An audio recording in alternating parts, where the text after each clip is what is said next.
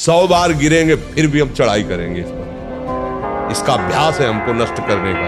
तो आज से हम प्रण लेते हैं कि तू हमें कितनी बार गिराएगा। अविनाशी का बच्चा हूं, अविनाशी ही हूं। शरीर बदलते रहेंगे लेकिन हम तेरे को देख लेंगे। एक दिन तुम जीत पाओगे। ये घबराने वाला मार्ग नहीं, डरने वाला मार्ग नहीं, उदास होने वाला मार्ग नहीं। 100 बार गिरो फिर भी पीछे मुड़ो मत, अगला कदम आगे बढ़ाओ, जीत जाओ।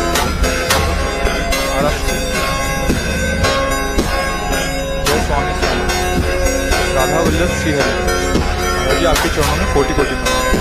महाराज जी, ये काम क्रोध आदि विकार मेरे पूर्व अभ्यासवश भगवत चिंतन नाम जप में बाधा उत्पन्न करते हैं और प्रयास करने पर भी उनका चिंतन कुछ समय बाद होने ही लगता है।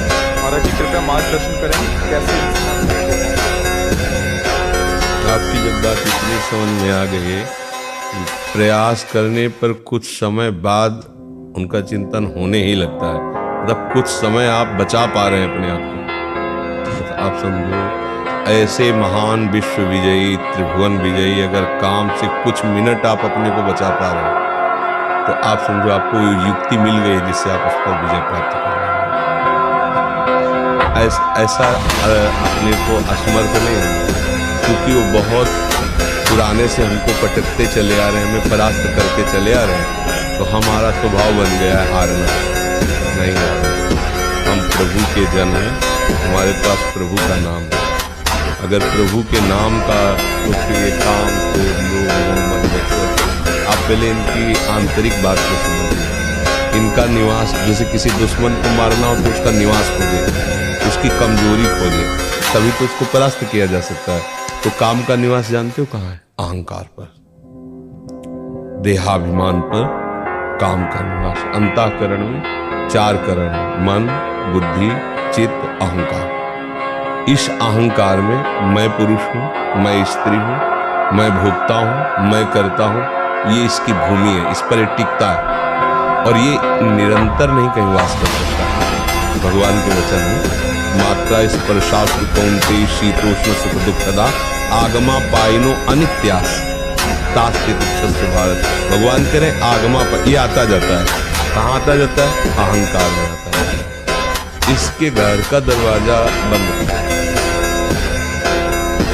जब तक आप अपने में कुछ भी बल समझते हैं अहंकार, तब तक ये आपको परास्त करेगा। जिस दिन आप निर्बल होकर प्रभु की शरण में इस अहंकार को समर्पित कर दिए, फिर किसी की ताकत नहीं कि आपको परास्त कर सके। और ये निर्बलता तभी आएगी जब आप नाम जप खूब करें। 4-5 दिन में नाम जप में फर्क पड़ता है। देखो, 4-5 दिन की बात करते, अगर 4-5 जन्म में अभ्यास ठीक हो जाए तो बहुत बड़ी बात है। अनंत जन्मों से बिगड़ेल मन अगर 4-5 दिन से अभ्यास ले रहा है, कोई बड़ी बात। आप तो गंभीरता से ये उकताए हुए कमजोर पहलवान जानते क्या करता है? जब अखाड़े में जाएगा तो पूरी की पूरी ताकत को 2 मिनट में दिखा देगा, फिर इसके बाद दम में से नीचे गिर जाएगा। जोरदार पहलवान क्या करता है? पहले जाकर सामने वालों को केवल संभालता है, उसके हर दांव का काट मारता रहता है, एकता नहीं। पहले उसको थकाता है, फिर जब देख लेता थक गया तब वो अपने दांव पे चढ़ा के मारता है, तो वो विजयी होता है। कभी भी अच्छा पहलवान एकदम जाके अपनी सारी बातें पेश नहीं कर देगा युद्ध में कि वो कला कौशल दिखा, नहीं, उसको शत्रु पक्ष को निर्बल करना है। तो हमारे पास हम ऐसे ही हम कमजोर हैं, एकदम पूरी ताकत लगा देते, फिर काम आया तो बोले अब वो जो आया वो करवा ले गया, अब हम क्या करें? ऐसे नहीं, पहले उसको रोकना सीखना। हमें परास्त नहीं करने की बात सोचनी, पहले हमें उसको सहना सीखना है। उसका वार आ रहा है। यम ही न व्यथयन्ति पुरुषम पुरुषर्षभ सम दुखा सुखा धीरम स्वमृतत्वाय कल्पते। ये सूत्र केवल याद करने के नहीं है, जीवन में उतारने के।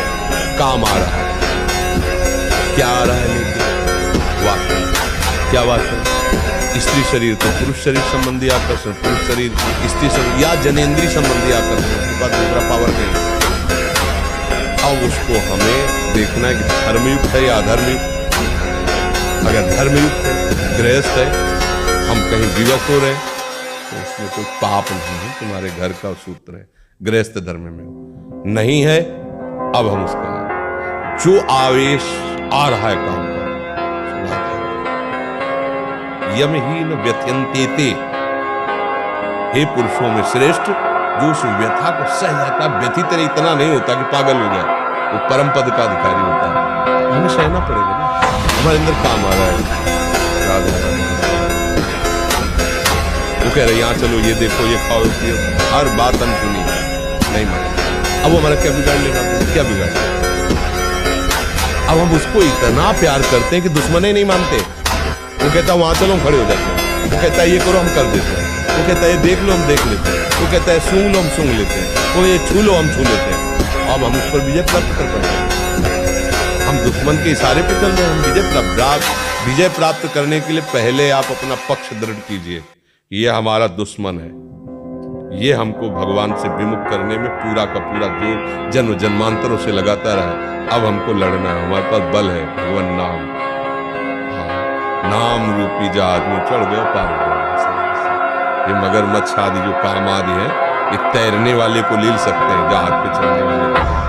नानक नाम जहाज में चले, नाम पर बैठ गया ना, आज तक कोई ऐसा नहीं मिला कि हम नाम रूपी जहाज पे बैठे भैया बूढ़ जीवन भर गंदा आचरण बना, अंतिम समय अपने बालक के लिए नाम उच्चारण कर दिया, नारायण भगवान का पार्षद आगे नाम जप। और ये छोटी मोटी लड़ाई है, बड़ी ऊंचाई तक ये अपना अधिकार रखते हैं, क्योंकि ये भगवान की शक्ति से शक्तिमान है। और वो ऊंचाई जब तक अहंकार इतना भी रहेगा तब तक गिरना पड़ेगा। वो अहंकार मिटिया मिट ऐसे ही होगा जब अंतिम समय देखते हैं कि हार गया। ये जीव बहुत कपटी है, ये कहेगा कि मैं हार गया, लेकिन अंदर से नहीं हारता। भगवान अंदर की बात देखते हैं। जब अंदर से हार गया तो हरि गुरु उसकी बाह पकड़ लेते हैं। तो गुरु मेहरबान चेला पहलवान को उसे परास्त नहीं कर सकता, कोई परास्त। ऐसा नहीं कि ये काम क्रोध जो लाभ कोई सताए हैं, संतों को आते हैं, आए सबको सबको भगवान से प्रभु का नाम, प्रभु का बल, धीरे धीरे ऐसी ऊंचाई आई कि वो छू ही नहीं पाते, निर्मल अवस्था। और वो आगे चलकर तो कोई काम आगे रह ही नहीं जाते, सब पहली बात तो घबराओ मत। ये जो हमारा रोना धोना शुरू हो जाता है, ये सबसे बड़ी हानि है। शत्रु पक्ष के लिए तुम इतने कमजोर हो गए हो। अरे भाई ऐसा नहीं, हम भगवान के बच्चे हैं यार, मतलब ऐसा क्या? वो भगवान की शक्ति से शक्तिमान होकर त्रिभुवन में झंडा फहरा रहा है और हम भगवान के बच्चे होकर रो रहे हैं, कैसे? मतलब हम भगवान को अपना नहीं माने, इसीलिए सच्ची बात है। जिस दिन आप अपने गुरु के हो जाओगे, भगवान के हो जाओगे, तो आपके अंदर एक तेज आ जाएगा, एक शक्ति आ जाएगी, सबसे लड़ने की क्षमता है। साधु अकेला होता है, पूरा संसार एक तरफ होता है। सच्ची बात वाले जो सत्य मार्ग के साधु है, अकेला होता है। हर संसार का व्यक्ति, वस्तु, स्थान उसको परास्त करने के लिए होता है, और वो अपने चिंतन को सबसे समेट कर एकमात्र भगवान में लगाता है। तभी जयति जयति जब उच्चर सभी उसको नमस्कार करते, उसे प्रणाम करते हैं।